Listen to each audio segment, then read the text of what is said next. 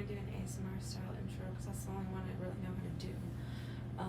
So hi, my name is Sayenda Storman, and I make visual art, and I'm just gonna show a video of me making this piece. It's untitled, but I literally just finished it, and yeah, I like it. I think it's super cool. And I'm gonna explain what it's about first, and then I'm going to show like a sped up video process of me like actually making it. And yeah, it will be like really dope.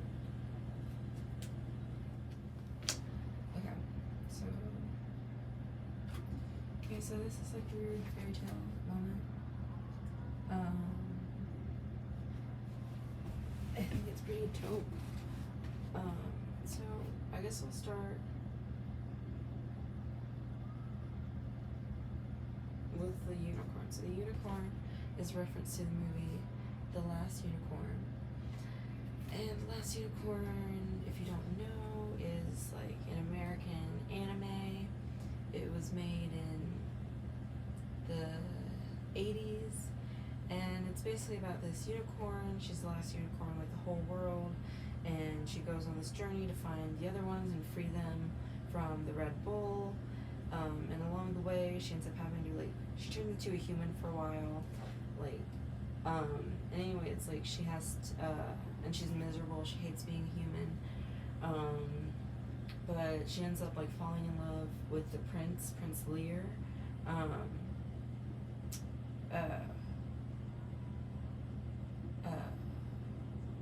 Well, okay, the prince is King Haggard's son, and King Haggard is the one who captured all the unicorns, and he controls the Red Bull kind of, and basically she defeats the Red Bull and turns back into a unicorn, but unicorns, I guess, don't, they can't experience feelings, and so she is the only unicorn who ever experienced both love and regret.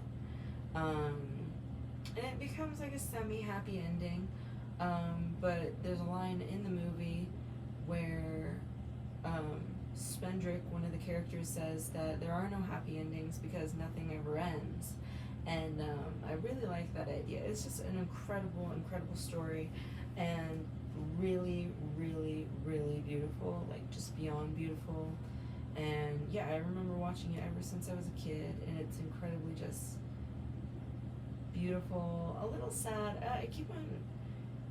Everybody keeps on saying oh, the movie's so sad, but to me, it's just the visuals are stunning. Yeah, the story's sad-ish, I guess, but I don't know. For the most part, everything works out, actually. Spendrick is happy. All the unicorns are free. Spendrick actually turns into a real wizard, I think. Spoiler, I guess. And then that lady gets to meet the unicorn. And then, the only really sad thing is that Prince Lear and the unicorn don't end up together. But that's okay. That's okay. Life is more than that. Anyways, so right here it says, "I will never sing again," and that is a quote from Lana Del Rey's Swan Song. And I'm just that whole song is just such a vibe right now for me. It's just a great song. And then honestly, with this one, I was really trying to mess around with dimension.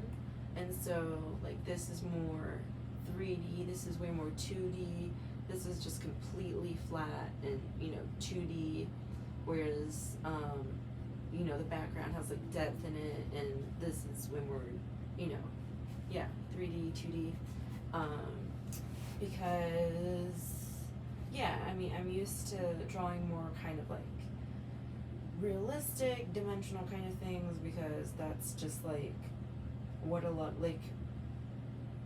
of Western culture and artists and stuff is just considered good art is realism, as opposed to abstraction,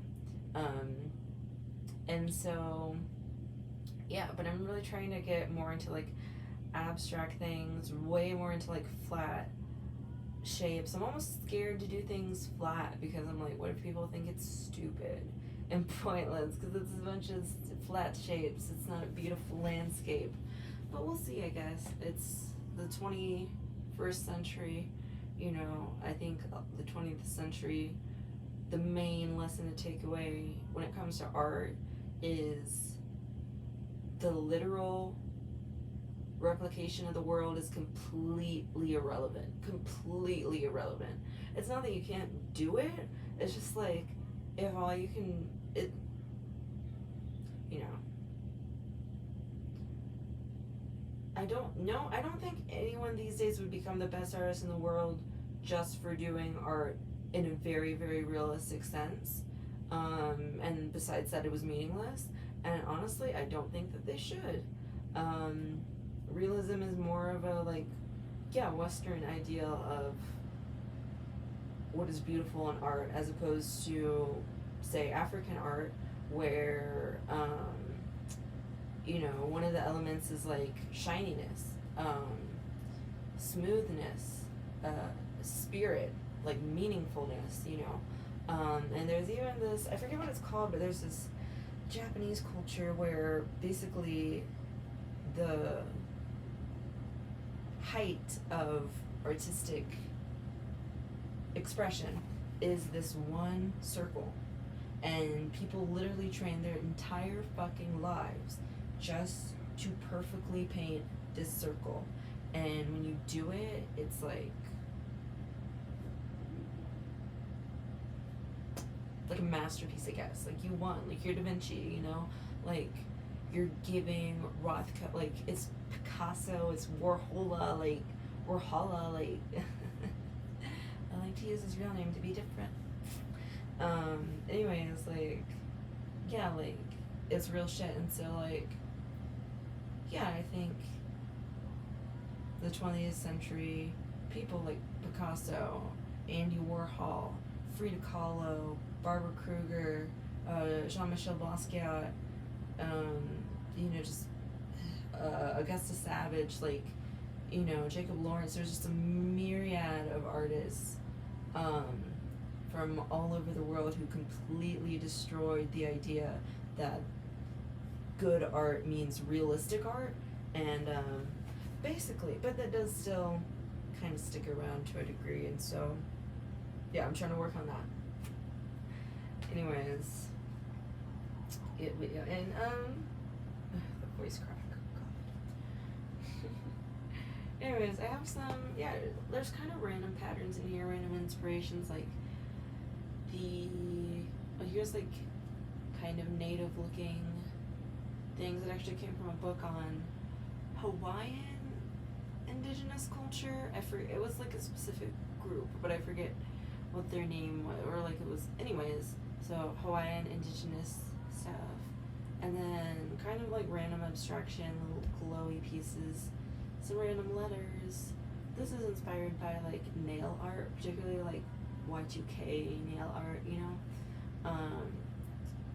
This is definitely like Native American inspired, indigenous American kind of thing, kind of Polynesian inspired, rhinestone, like African American, but also just like me, my heart and soul. Like, I really love rhinestones. And so over here it says Conte de Fées, and it has a yin yang. Yin yang is just like meaningful to me. It's kind of like, I don't know, like balance is just like a virtue. Anyways, Conte de Fées means fairy tale. It's from the woman who originated the term fairy tale. And basically her stories were about this girl who would she would be friends with fairies, and she was just like really nice but also really clever, and the moral of the story at the end would always be basically that it's really funny when you're nice to people who are terrible and then you end up beating them anyways, and that's just like such a serve. Like, I feel like that kind of, I don't know, kind of goes without saying. And then I have, oh, and so under I Will Never Sing Again in red lettering is look and see her, how she sparkles, the world's last unicorn, which is obviously in reference to The Last Unicorn. And I made The Last Unicorn, I made her black because, you know, and I think I'm fascinated in like changing the negative connotation of blackness, not only, you know, racially, but also like literally, like, you know, the color. Because you think about like, I don't know, like black cats, ravens, darkness outside, like blackness is just commonly, like constantly associated with bad things, and it's like, okay, interesting, but anyways, and so here it's just a bunch of like religious symbols from like all over, well not all over, just a bunch of like the Christian cross, the Muslim crescent moon with a star, I don't know what that's called, but you know, and the Star of David from Judaism, and it's kind of like a classic like coexist, you know, like equality, peace kind of thing. And then, yeah, I mean, in here are some details that I don't know if they're being picked up, but I think they're pretty good. And so at the bottom, I wrote, human is human and God is not, and God is God and human is not. So what I meant by that is, human is human and God is not is like, in the color purple, which I haven't read the book or seen the movie, but I read the like Wikipedia plot thing, and basically at the end, Shug tells Celie that, you know, basically she should think of God as an it rather than a he, because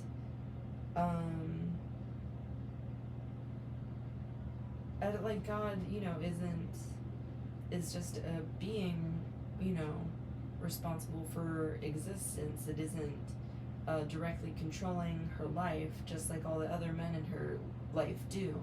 And so, yeah, that really resonates me. I'm really fascinated with the idea of fate versus agency, you know, like, is everything destined and like somehow written down and planned out, or is everything kind of like random and you make your own life? And yeah, I think that's cool, but it also kind of stresses me out. And so basically,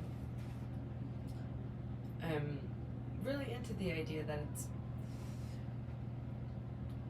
more agency, a little, yeah. I prefer agency because, I don't know, I mean, that seems to be working for me, honestly, first of all. And second of all, it's like, yeah, and I like the idea of thinking of God as like an inanimate object, like, you know, like I think of God as maybe like lightning, you know what I mean? Like, lightning isn't, you know, it doesn't have human emotions. It's not trying to be benevolent or malevolent when it strikes, when it does anything. It's just there, existing, it's just doing its own thing.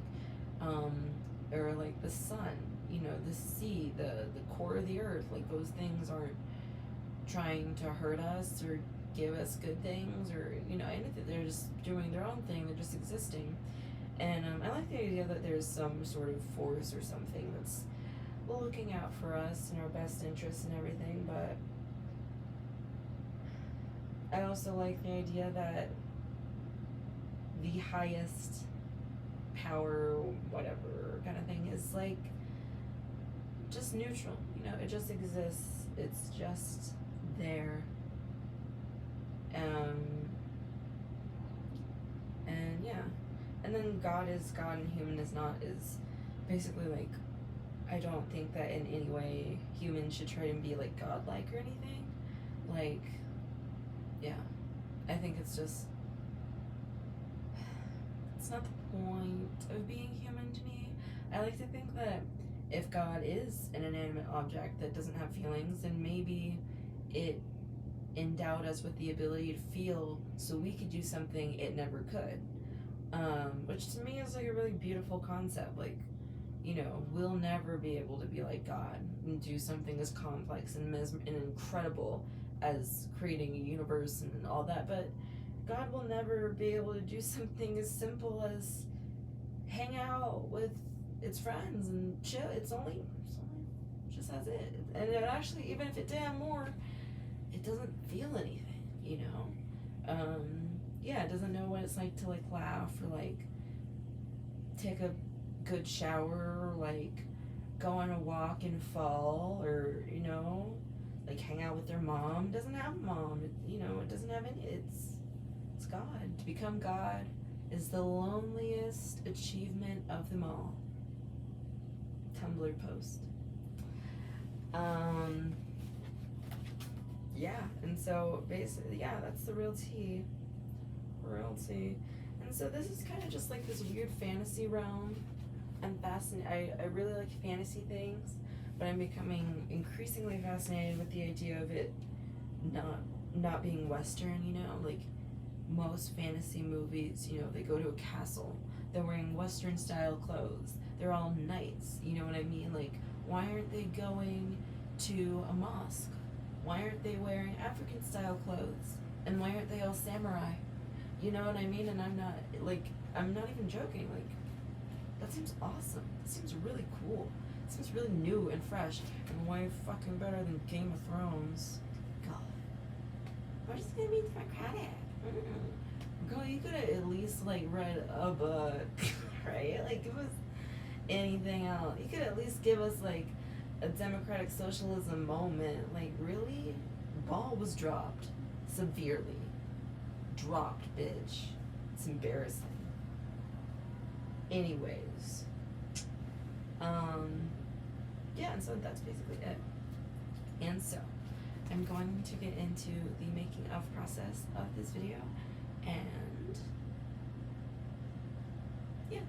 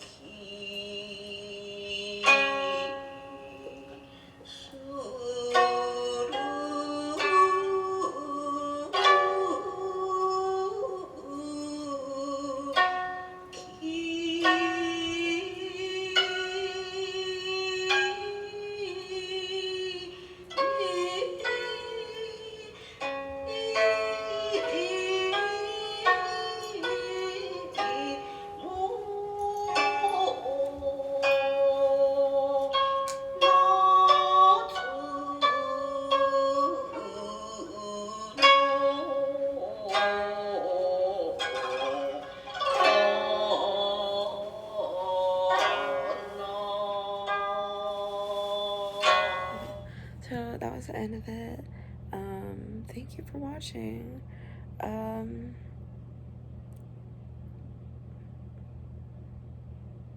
I mean, I'd tell you to like and subscribe and stuff just because everyone else does, but that feels weird and forced. But then it feels weird and forced to say not to do it.